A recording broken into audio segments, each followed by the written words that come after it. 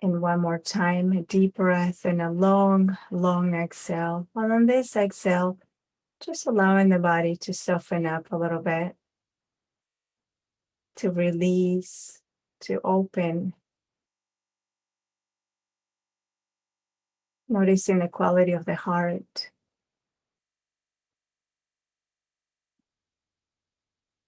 And if the heart is closed, is tight, that's okay. Just allowing it to be exactly as it is. And bringing a sense of curiosity with kindness.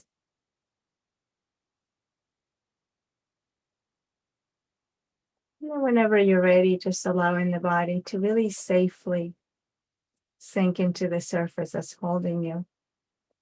Fully supported, fully here. Your feet are on the ground, and then just imagining your feet having roots that go deep into the earth.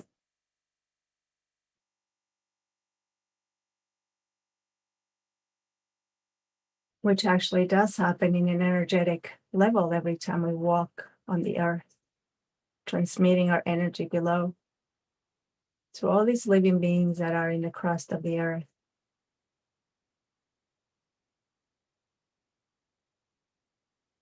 So then allowing this communication between the earth and yourself to kind of flow all the way from your feet to the crown of your head, nourishing,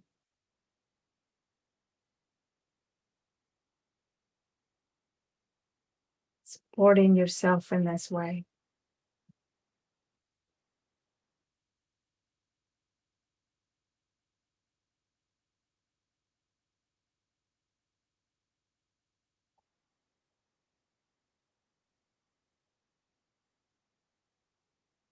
And whatever you notice tension in the body, the invitation is to soften up the tension, to release, to let go of the tension.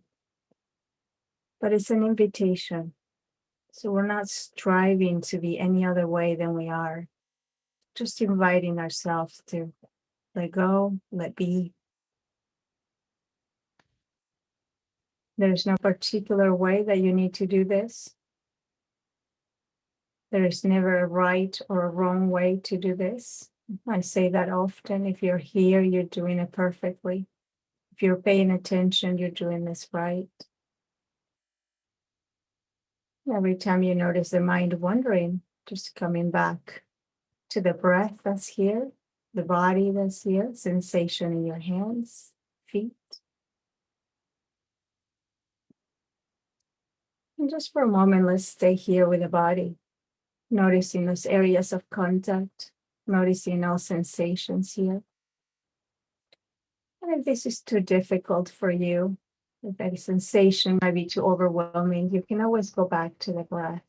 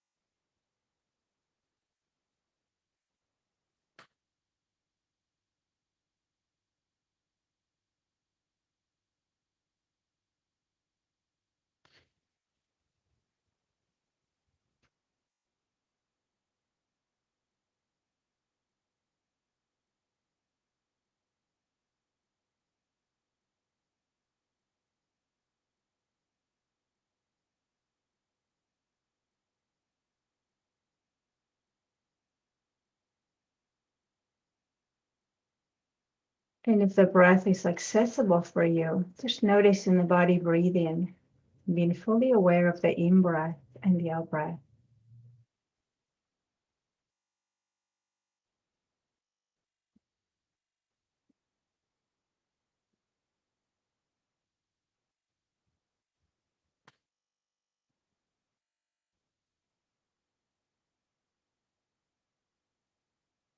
Some other sessions are guided, but if you like to sit in silence with us, you can always turn your volume down.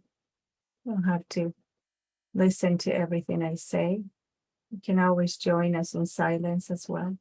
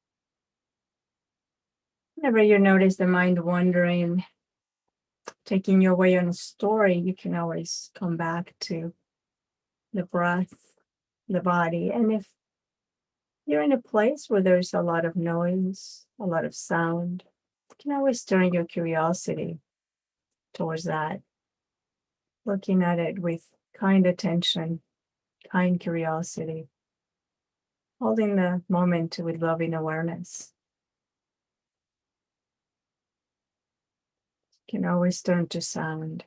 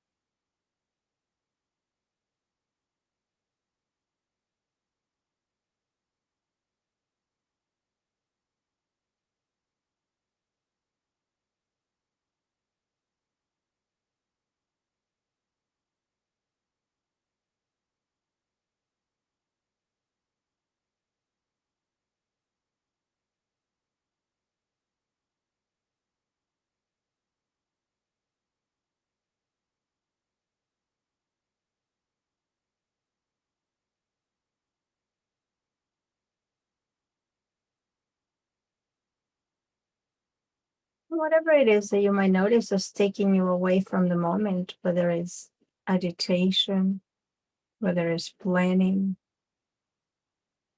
whether it is stories about the past or the future. Seeing if you can turn a kind eye towards it, this loving, supportive attention. And seeing if you can just become curious about what's taking you away. Really noticing what's here right now. You might notice that a thought often comes with an emotion and vice versa. So this is a way to come back again, bringing curiosity to your experience. How does your body feel when there's a lot of planning, when there's a lot of thoughts coming and going?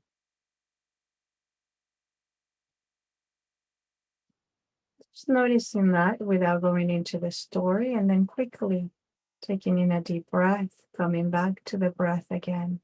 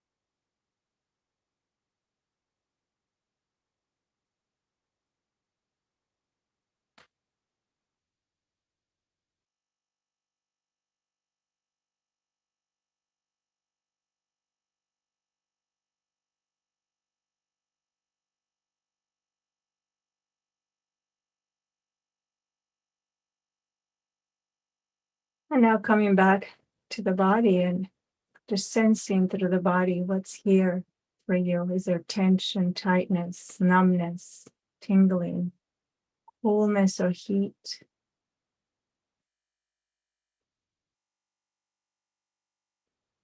What other sensations are here?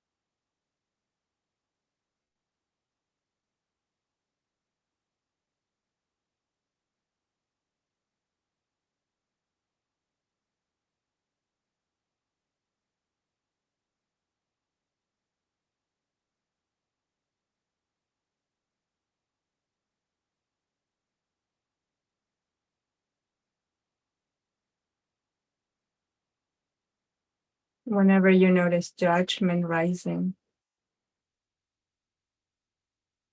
just noticing it and then understanding that that's just a thought. It'll pass.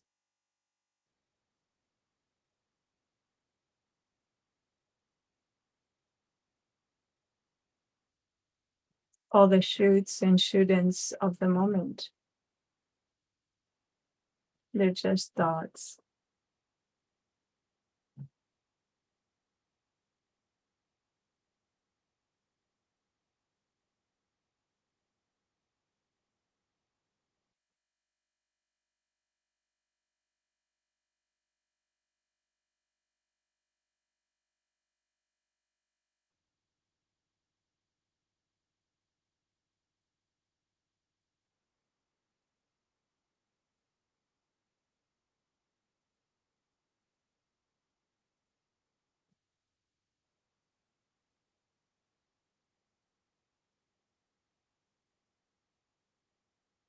And now checking in with where's your tongue right now?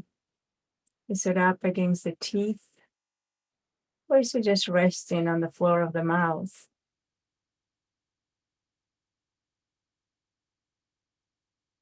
Can you just allow it to rest here just for a little bit?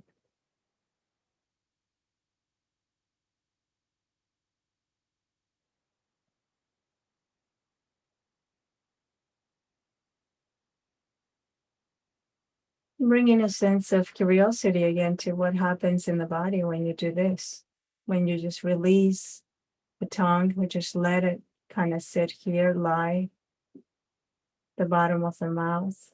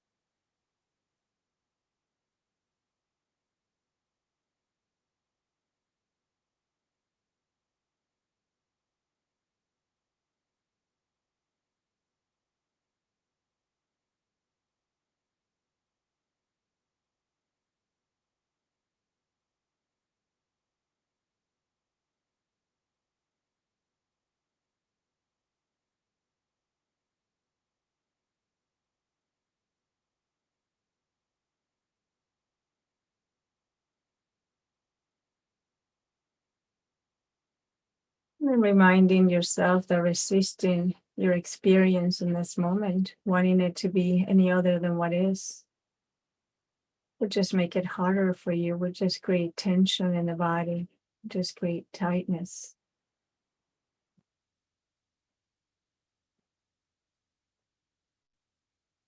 And so instead, turning into towards curiosity, towards noticing what's here, curious to see how that feels in the body, curious to see how the mind creates a story, noticing these things without getting carried away.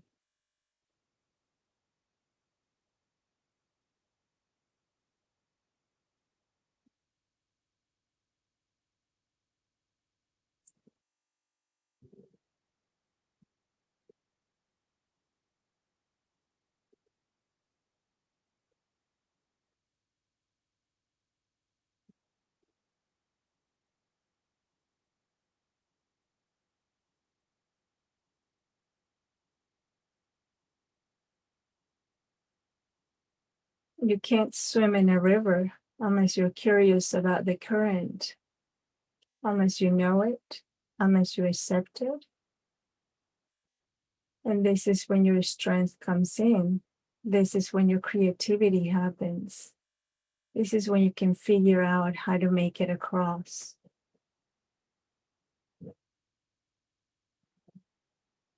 Resisting the current will be a lot worse.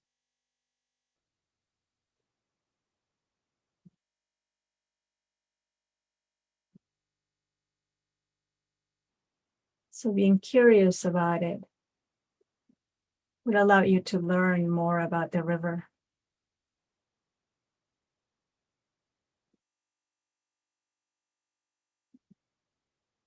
And then there's a sense of kind acceptance,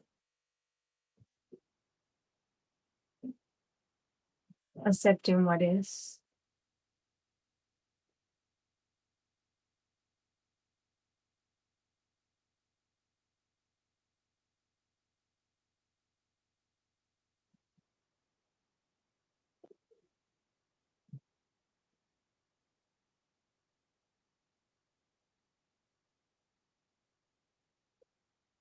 Einstein says that the important thing is not to stop questioning. That curiosity has its own reason for existing. One cannot help but be in awe when one contemplates the mysteries of eternity, of life, and of the marvelous structure of reality. It is enough if we try to comprehend only a little of this mystery every day.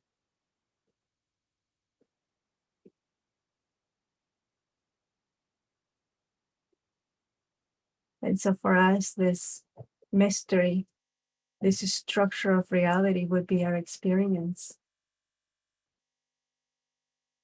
This kind of curiosity that we bring to the moment.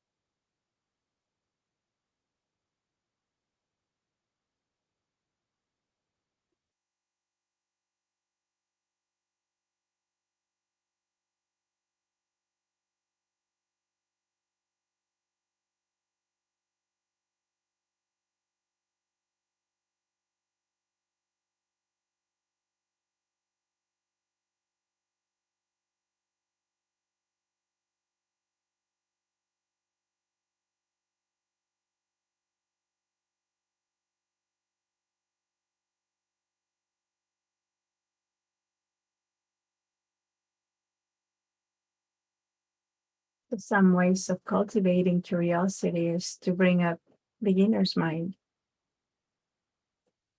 to encounter experience as if it was the very first time you ever experienced, whatever it is.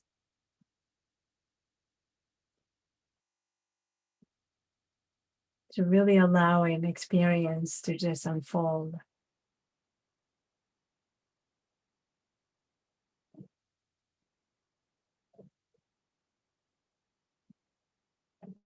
Also, gratitude, a sense of appreciation. So, here is where it comes acceptance,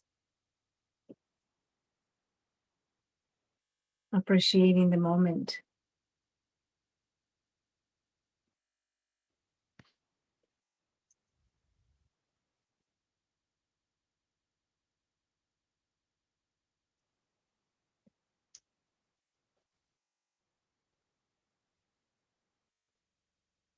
And then becoming curious with the thoughts or habits that might be unhelpful, the things that we're hard on ourselves for, the things that we judge ourselves for.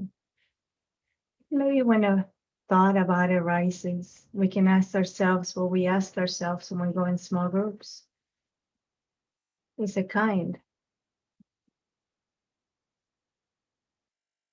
Is this thought absolutely true?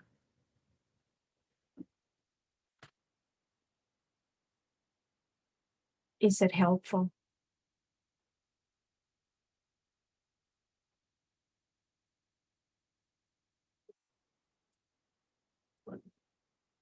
And is the driving action absolutely necessary? That we'll talk about the habit. Is it absolutely necessary for me to do this right now?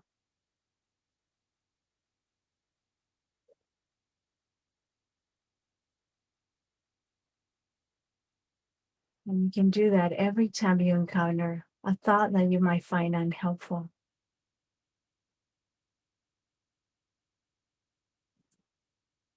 You can always come back to the body, check in, seeing if there's tension or tightness.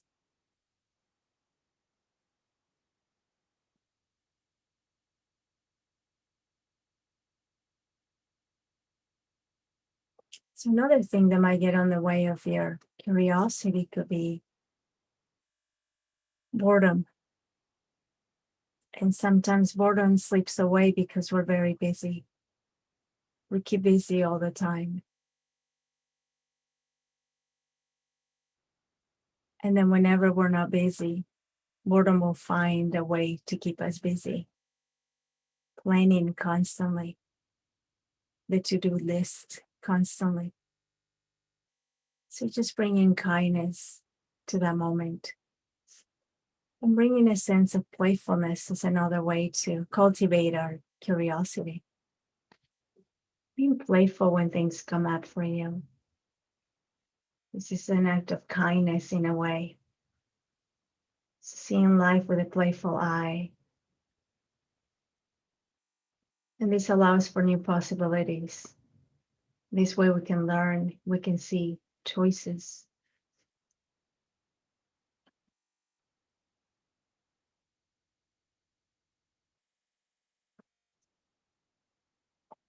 So Silverstein, in his poem The Poetry, says, underneath the poetry, come and rest a while with me and watch the way the word web weaves between the shady story leaves.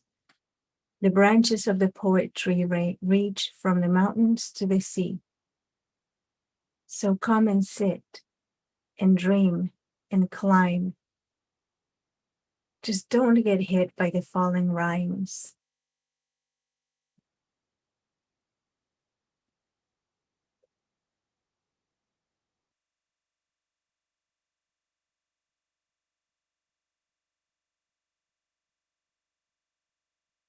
So maybe taking a couple of deep breaths, long exhales. And whenever your breath comes back to its normal rhythm, just allowing it to flow, being fully aware of the in-breath and the out-breath.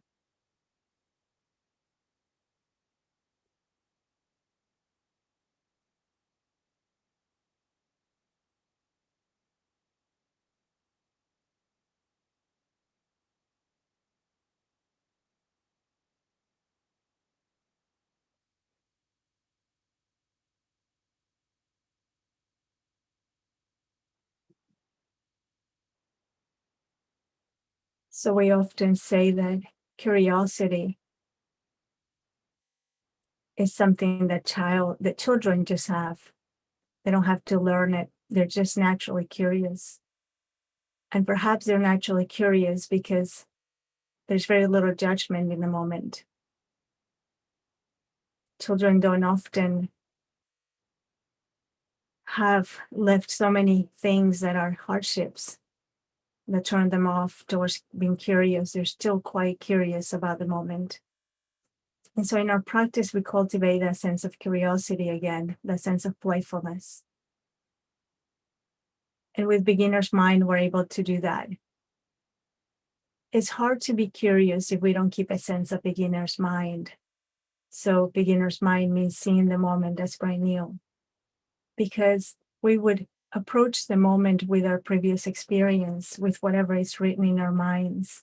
And this will keep us from being open to the experience. Granted that a lot of the times we might have shut down our curiosity because of very difficult moments. In order to protect ourselves, we couldn't be curious anymore. We had to come up with all these ways of surviving that might be unhelpful now. So bringing a sense of curiosity even to these unhelpful moments could be really opening for us, can allow us to embrace life in a very different way. So I'd like to invite you to maybe just explore this, to really bring to mind what keeps you from being curious. So when there's some hardships, when the moments become difficult, when the body tenses, when the mind goes in the loops of thought, constant storytelling, what is a way for you to be curious about that? So research says that if we're curious, excuse me, if we're curious, actually, we're shutting down that judging mind a little bit with curiosity, because the mind is approaching the moment trying to save us. And then there's judging it as good or bad, safe or not. And we're not talking about the judgment of, John Kabat-Zinn likes to say, I'm not talking about you walking in front of a truck. That's not the judgment we're talking about.